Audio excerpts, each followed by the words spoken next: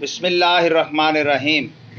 دوستان ذی قدر بحمداللہ تعالی سلسلہ تعارف فتاوی رضویہ شریفہ قسط نمبر 26 میں فتاوی رضویہ شریفہ تخریج شدہ مطبوع رضا فاؤنڈیشن جامعہ نظامیہ لاہور کی 26ویں جلد لے کر بندہ ناچیز حاضر ہوا ہے۔ حسب معمول اس جلد کا بھی تعارف سماعت فرمائیے۔ یہ جلد جو ہے فتاوی رضویہ تخریج شدہ کی 26ویں جلد 325 سوالات کے جوابات اور مجموعی طور پر 616 صفحات پر مشتمل ہے۔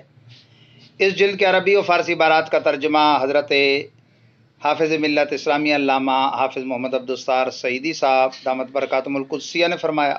اس سے قبل 11ویں 12ویں 13ویں 16ویں 17ویں 18ویں 19ویں 20ویں اور 25ویں جلد بھی انہی کے ترجمے کے ساتھ شائع ہو چکی ہے۔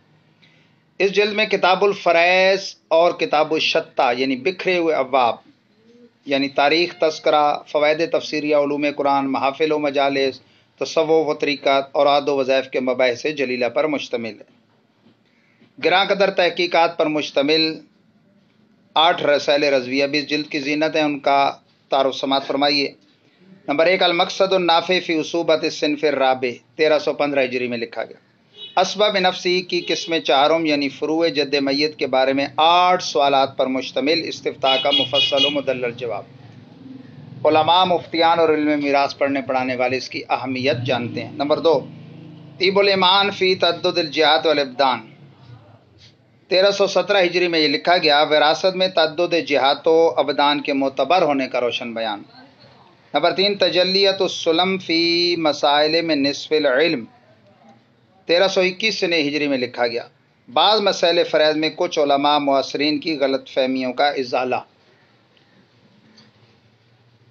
مولانا سراج احمد خانپوری ثم مکھن بہلوی ابتداً دیوبندی تھے، بعد میں تاج الفقہا بھی بنے اور اعلی حضرت کے معتقد ہو کے سنی رضوی بھی بنے۔ سراجی کا خلاصہ کرتے ہوئے مسائل ذوی الاحرام کی صنف رابع میں ایک دقت تھی۔ سہارنپور، دہلی، دیوبند مراکز جو تھے وہاں خط بھیجے، جوابی لفافہ بھی بھیجا۔ کئی مفتی تو جوابی لفافہ بھی کھا گئے، جنہوں نے 2 ماہ بعد جواب لکھا وہ بھی غلط۔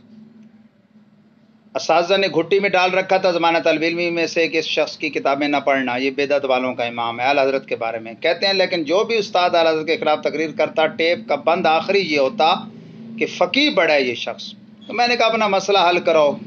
میں نے سوال لکھ کے بھیج دیا، 1 ہفتے میں درست جواب بھی آ گیا اور کرامت، کشف و کرامت سے متاثر ہو کر یہ سنی ہو گئے کہ اعلی حضرت نے بغیر سابق تعارف کے سائل کے عقیدے کو جان کے شروع میں لکھا والسلام علی من اتبع الہدی سائل فاضل ہداہ اللہ تعالی۔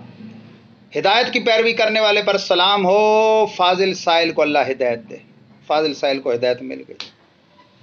ہمارے استاد گرامی قدر علامہ فیض احمد محدث باولپوری کی بھی بعد میں یہ استاد بنے۔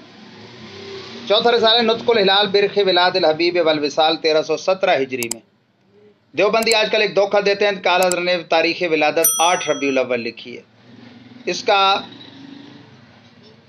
الزامی جواب تو یہ ہے کہ چلو تم 12 کو نہیں 8 کو جلوس سے میلاد نکالو۔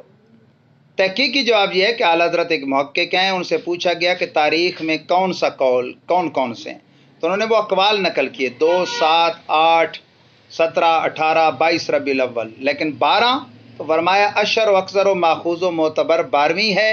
اسی روز اہل مکہ میلاد مناتے ہیں، مکان مولد اقدس پر وہاں میلاد مناتے ہیں۔ تو دیوبندیوں نے یہ بڑا دھوکہ دیا ہوا ہے، اس کو ضرور دیکھیے۔ نمبر 4 جمع القرآن و بما الزوہ لعثمان 1322 ہجری میں لکھا گیا کہ جمع قرآن تو حضرت صدیق اکبر نے کیا، تو جامع قرآن حضرت عثمان کو کیوں کہتے ہیں؟ تو اس کی وجہ اس رسالے میں بیان کی کہ جب قرأت قرآن میں اختلاف ہوا تو انہوں نے سب کو قرأت قریش پہ جمع کیا۔ 6 رسالہ سمسام علی مشکک فی آیت علوم الارحام 1315 ہجری میں لکھا گیا۔ الٹرا ساؤنڈ نیا آیا تھا تو بھائی پیٹ میں بتاتا ہے بچہ ہے یا بچی ہے، تو اس کی حقیقت شرعی کیا ہے، اس پر پوری تحقیق فرمائی قرآن و سنت کی روشنی میں کہ ما فی الارحام اللہ کے سوا کوئی جانتا ہے یا نہیں۔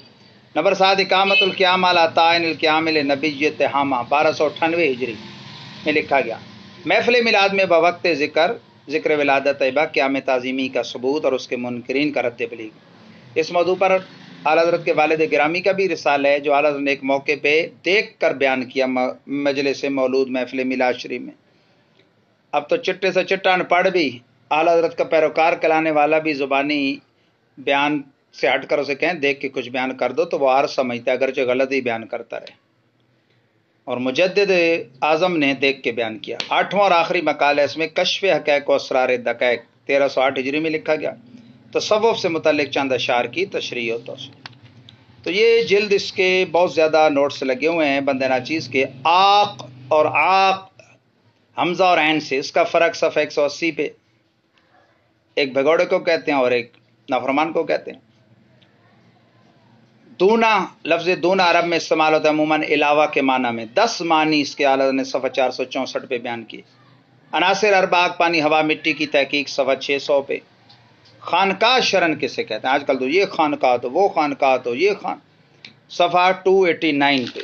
اور بہت کچھ ہے اس جلد میں۔ سنی صحیح العقیدہ کون ہوتا ہے، بیعت خط کے ذریعے ہوتی ہے کہ نہیں، شب معراج نماز خمسہ کی فرضیت صفحہ 396 پہ، وغیرہ وغیرہ۔ تو لولا الاسناد لقال فی الدین من شاء ما شاء صفحہ 591 پہ، کہ یہ جو فلاں فلاں سے فلاں فلاں سے بیان کیا، سند کا اعتبار اگر نہ ہوتا دین میں تو جو جب چاہتا جو بک دیتا۔ تو یہ ضرور پڑھیے، ضرور پڑھیے، علماء ضرور پڑھیے۔ وآخر دعوانا